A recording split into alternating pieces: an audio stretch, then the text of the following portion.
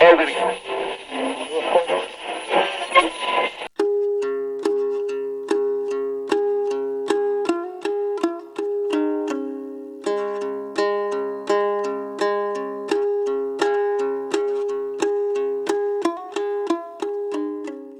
жол тапкан, жоктон бар кылган, өз эмгеги менен киреше тапкан инсандар туурасындагы табышкер көрсөтүүсүнүн кезектеги чыгарылышы. Саламатсыздарбы?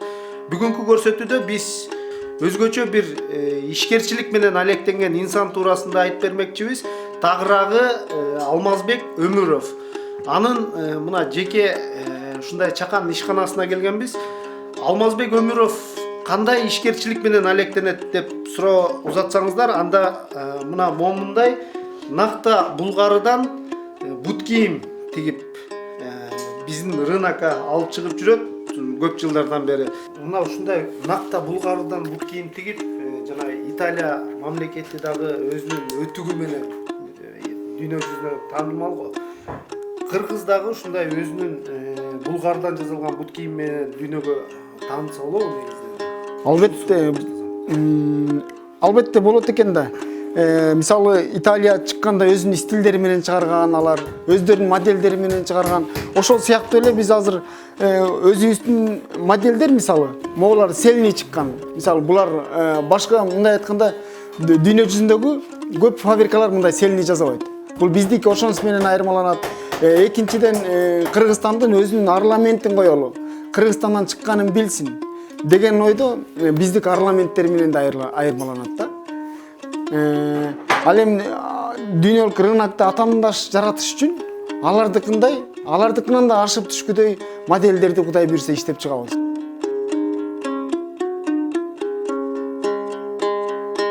Кайсы жылы баштадыңыз эле? Эмнеден баштадыңыз? Кыскача тарых таржымалына айрылып кетсеңиз. Тарых таржымалын айтканда мен бул бут кийимди Кыргызстанда өндүрүлбөгөнүн түшүнүп, анан ушу бут кийим өндүрөйүн деп ушул бизнести 350 сом менен баштагам. Бизнести. Көрсө, бизнес башташ үчүн акча эмес, эң биринчи улуу максат болуш керек экен. Ошондо мен алгач 2 шлепансы жасап, бир жума сата албай убар болгом. Муну артисттер эле кийбесе, жөн адам кийбейт деп элдер ушундай таңыркаганда. Анан шашпагыла, бул өзүбүздүн бут кийим, өзүбүздүкүн өзүбүз кийиш керек деген түшүндүрмөнүн негизинен бүгүн Кудайга шүгүр элдин баары алкышын айтып турган кези да. Алгач эң башында ушу өзүңүз бут кийим тигип ошондон баштасаңыз, бүгүнкү күндө ушундай бир чакан ишкана ачып, ушу балдар иштеп атыптыр, мына шакирттер. Иш процесс. Бул жак болсо Жээнбек болсо мастер, Кудай буйрса, быйылкы сезон, мисалы ушуну жасаган Жээнбектин жумушу да. Булар болсо моундай шлепансыларды булар баягы 2 полоскалуу болуп келет да. Ушуларды олтуна салып, андан кийин могул калыптарга салынат. Анткени баягы таамай модель чыгыш керек да. 40пы? Демек, буларда 40 болуш керек, точно баары. Анан булардын баарын клейт этип, антип мынткен Жээнбек өзү айтып берсин. Калпка отургузуп мындайынан коюп, баары түз чыгыш үчүн, арткы согончогуна келиш үчүн алабыз дагы акырын мындайынан тартып, 2 мык менен 2 башынан бекитип алабыз. Мындай кылып. Буларды 2 жагы мындай кылып керип, бош болуп калбас үчүн, бутка чоң болуп калбас үчүн. Буга таман качан эметесиздер, чаптайсыздар? Таман ушурекин азыр мунасы килейлеп бүткөндөн кийин кайра чаптайбыз, мындай кылып коюп атпайм ба? Кайра бириктирип керип чаптайбыз даган таман эшикте даярдалып атышат балдар. Булардын баары чапталып бүтөт да. Анан бүткөндөн кийин могул таманда анан муну бул жагына чапташ үчүн, мисалы мындай келиш үчүнчү, экөө мунун болсо ичинде неме клеткасы жок. Бул российский деп коет да, булар сынбайт, айрылбайт, жумшак. Сыз өтпөйт. Илгери ушундай койчу экен да. Анан ушундай коелу деп туруп, муну азыр балдар кескенин, тартканын, ушуга чейинки өкөнү клейшип алганга чейинкисин көргөзүп беришет да. Андан кийин кайра ичке кирет дагы, анан пресс менен басылып, чекелери таштетилип жакшынакай болупчу. Бул калың болуп калбайбы тамагы? Жок, бул азыр иштетилип бүтө элек да. Иштетилип бүткөндөн мына могу жер мындай болуп алынат. Мындай түздөлүпчү. Бутка ылайыктуу. Бу жерлер чуңкурураак болот. Анан монда ашыкча жердин баарын кесип алышат. Анан андан кийинкисин анан кайра тияка кирип неметишет да. Алмазбайга бир суроо, шунун баарын каяктан үйрөдүңүз? Мунун баарын иш өзү үйрөтөт экен байке. Иш өзү эле айтат экен. Мисалы таман сылабы коюп койсоң жакшыраак кой деп айтат. Адамдар айтат, сынып калса өзүң эле туура түшүнөсүң, кой жакшынысын коюш керек экен деп. Башында мен моуларын кыска кылып алып жүрдүм да. Анан кийин ушуну иш өзү айтты, мен узунураак койсоң чыкпайм деп айтты.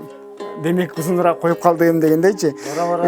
Бара-бара тажрыйба топтолду да байке. Анткени могул эки мыкты какчу маселе мурунчу чыгып кете берчү эле көрсө эки мыкты кагып койсоң эки жака жылбайт экен. Точно олтунда болот экен. Анан чын-чынден асмандан түшүп калган жокмун. Кээ бирөөнү көрдүм, үйрөндүм барып.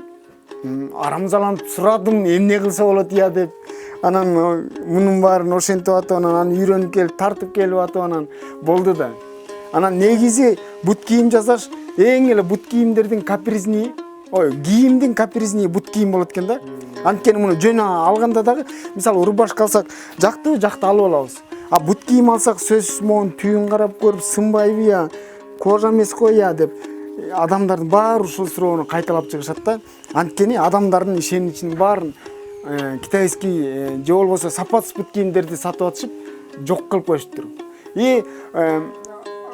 Кожаны адамдар унутуп калыптыр. Кожа деген эмне, кандай болоорун унутуп калыптыр азыр.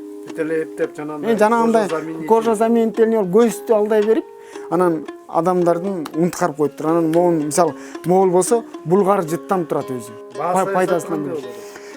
Баасы мисалы могул бүтүп краскаланып немеге чыкканы, базарга чыкканы 900 сом. Болбосо кожа. Мисалы Кыргызстанда мен эле жалгыз жасайм да. Эң биринчи ойлоп таптым. Мен деле мисалы элдерде болуп, кой мен жалгыз таптым.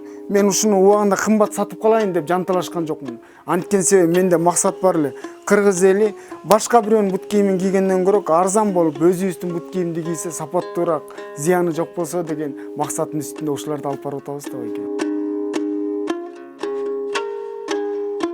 Размерине карата жарымысын алып таштайбыз. Азыр тең жарым алынат. Тең жарым алынып калат. Тең жарымдан калганы бул жагы подошванын немеси каблук сыяктуу болуп калып калат да, өйдөрөк көтөрүлүп. Алмазбай айтмакчы, бул дагы иштелет экен да, дагы ушунча калбайт туурабы? Кесилгенден кийин комбайнга кирет бул. Шуну таштайт. Кандай оор болот? Мен иш чынын айтсам байке жаңы келгенде оор болду аябай. Жаңы келип, жаңы үйрөнүп баштаганда бир ай оор болду. Колу көнгөндөн кийин бир жеңил болуп калат экен, күнүмдүк эле окат кирип чыгып кыла беребиз. Кесилгенден кийин бияка комбайнга кирет.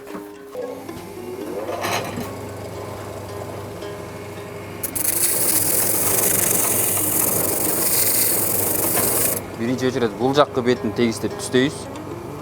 Анан мунугу жер менен бул каблуктун этеги экөө бир размерде бүктөлбөй, дөң болуп калбай, тегиз чыгып кетиш керек да.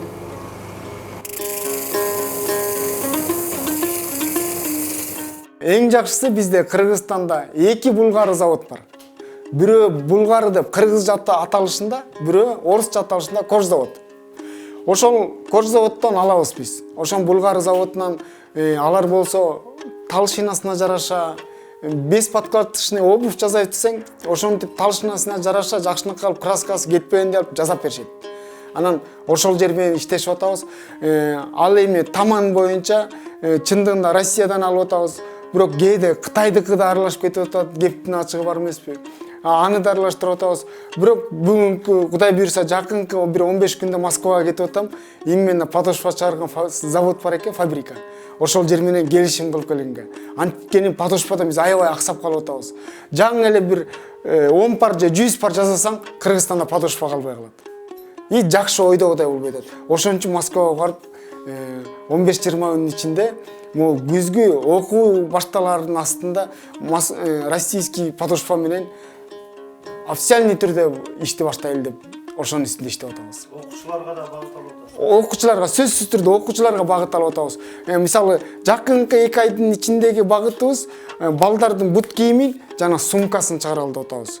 Сумкаларына жакшы кыргыздын макал лакаптарынан оку деген сыяктуу бир жакшы сөздөрдү кыргыздын акыл насаат берчүдөй сөздөрдүн макалдарын жазып туруп сумкалар чыгаралы деп атабыз. Өкмөт тараптан бир кандай колдоолор болуп атабы же сиз мындай үмүт этип жардам сурадыңызбы же кандай ошол мындай иштешүү жагынан кызматташуу мамлекет тарабынан? Ыйлайма деп өкмөт айтсаң. Өкмөт тараптанчы мына именно баягы элге пикир жараткан массалык маалымат сиздерде. Сиздер ушинтип мени тартып, ушинтип 350 сом менен баштаптырсың, моунтип атыпсың деп келген журналисттин баары сурап берет. Бирок бир да өкмөт мага чалып кой элек. Болбосо, мына мен өкмөткө бир нерсени айтып коеюн. Кытай эли эмне кылып өнүгөбүз дегенде бир акылдуус айткан экен. Биз эмне кылып өнүкмөк керек? Биз эң биринчи таланттууларды жумушка тартабыз. Таланттууларды окутуп кереги жок. Булар өздөрүнүн эле нар жагынан таланты чыгып турат. Ошолорду жумушка тартып туруп, ошолорду иштетип, ошонун артынан өнүгөбүз деп бүгүн Кытай эли өнүктү. Мен ушун үчүн өкмөткө айтып келем, эл журтка деле айтып келем, Кудай буйрса могул жаштарды бир алдыга сүрөш үчүн ушул могул мөмөсүн берейин деп калды бизнесинчи. Ушуну эл журтка берейин деп жүрөм. Ушуну бышырып туруп. Мону ортого таштайлы, давай мен да ортого таштайын. Өкмөт сен да ортого таштачы деп бир вопросту кабыргасынан коеюн деп жүрөм. Мага чыгарып берсеңер, ушундан айлык чыгарып бергиле мен таштаган бизнестен. Болбосо мен жөн эле койгула, мен күнүмдүк курсакты жөн эле тойгусам. Жөн эле бирөөнүн бут кийимин тиге калсам деле тойгусам мен курсагым. Бир күндө Кыргызстандан, бир күндө Кыргыз элинин керектөөчү бут кийиминин акчасы $200,000 ашык экен. Вот ушуну Кыргызстанга алып калыш керек. Кандай дейсиз?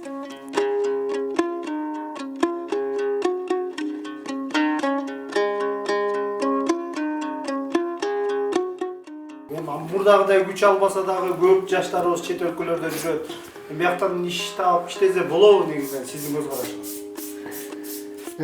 Мен мындай эле айтайын бир оюмду. Чындыгында эч жерде жеңил жумуш жок. Эч жерде. Жумуш качан жеңилдейт? Адамдар өздөрүн моделдеш керек. Модельдеп, максат коюп, эл журтума моундай кызмат кылам, өзүмө биринчи моундай кызмат кылам десе, Кыргызстанда жумуш толтура. Мисалы, мен бир эле сыртка кетем деп аткан мигрантка бир бизнес айтып берейин. Мен таң калам. Мен бүгүн Мадинадан келдим. Мадинада жанагы сиздер көрүп калсаңыздар керек, австриялердин неме топчулары зым болот, билесиздер, монтип илип калган. Ушул 20 уштук 40 сом экен. Муну айланайын эл журт каякты карап жүрөсүң? Көктөн не Путин сага акча санап береби? Обама санап береби? Эч ким санап бербейт сага. Только өз эмгегиң менен аракет кыл. Мына айтайын, мына жакшы түшүнүп алгыла. Жанагы военный кийимдерде мындай күрчөктөр бар, зым. Ошонун 20 уштугу 40 сом экен. Бул зым дегенге чалынып атабыз го бүгүн. Ошону бир эле плоскость менен отуруп чыртылдап жаза бересиңер. 2 сом, 3 сом, 4 сом. Мына жумуш. Кыргыз эл эч жака кетпегиле. Жумушту көңүлдөн истесеңер, жумушту силер төбөлөп жүрөсүңөр.